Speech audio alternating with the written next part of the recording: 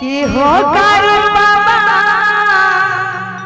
खरबानी तोहर दुआरिया खोलना के बरियाना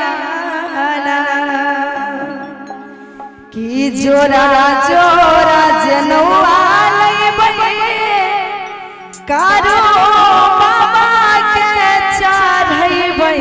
जोरा जोरा जनवा लइबे कारू बाबा के चढ़ैबे हो कारू बाबा हो कारू बाबा खरबानी तोहर दुआरिया खोलना के बरियाना हो कारू बाबा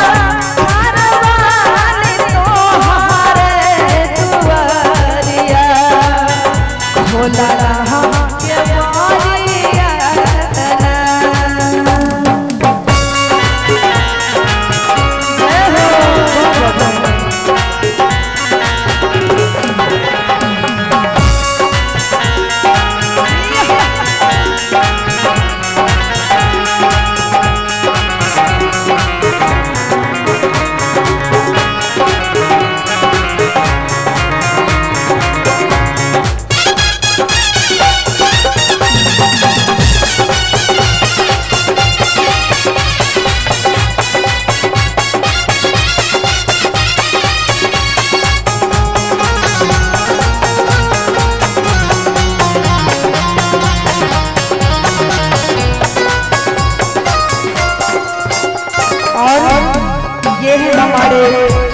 संजय कुमार समिति की तरफ से 200 रुपए का पुरस्कार है।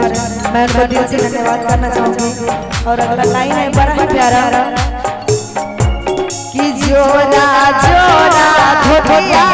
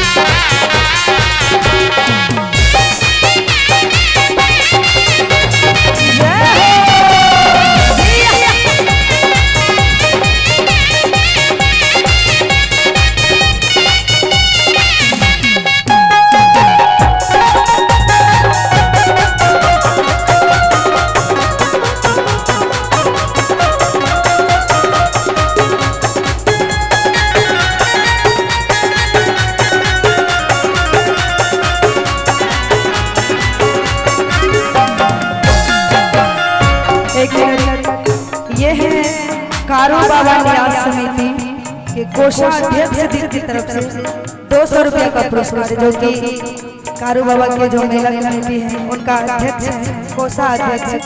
इनके तरफ से 200 रुपए का पुरस्कार। मैं उनको दिल से धन्यवाद करना चाहूंगी। और मैं कारू बाबा से निवेदन करना चाहूंगी कि उनको आप इसी तरह आशीर्वाद बनाए रखें, ताकि फिर से हमें आपका मेला में आमंत्रित करें अगला बार भी, और आपका इसी तरह हम भजन गाते रहे और मेरे ऊपर भी आशीर्वाद बनाए रखे। अरे अगला लाइन है बड़ा प्यारा कि जोरा जोरा जनवा कारू बाबा के चढ़ाया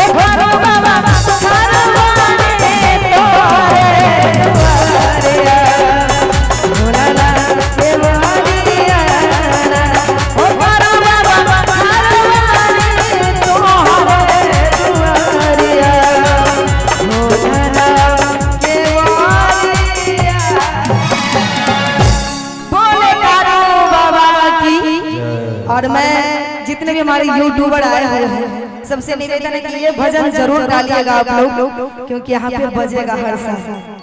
आप लोग जरूर ये सब यूट्यूब पर डाल दीजिएगा। हमारे मेला कमेटी के सभी अध्यक्ष जी, कोषाध्यक्ष जी, जितने भी सदस्य हैं सभी इंतजार करेंगे। और आप लोग तन्नो म्यूजिक सेंटर सर्च कर लीजिएगा, वहाँ पे रिलीज हो जाए। हम कल ही रिलीज कर देंगे। एक छठ गाते हैं।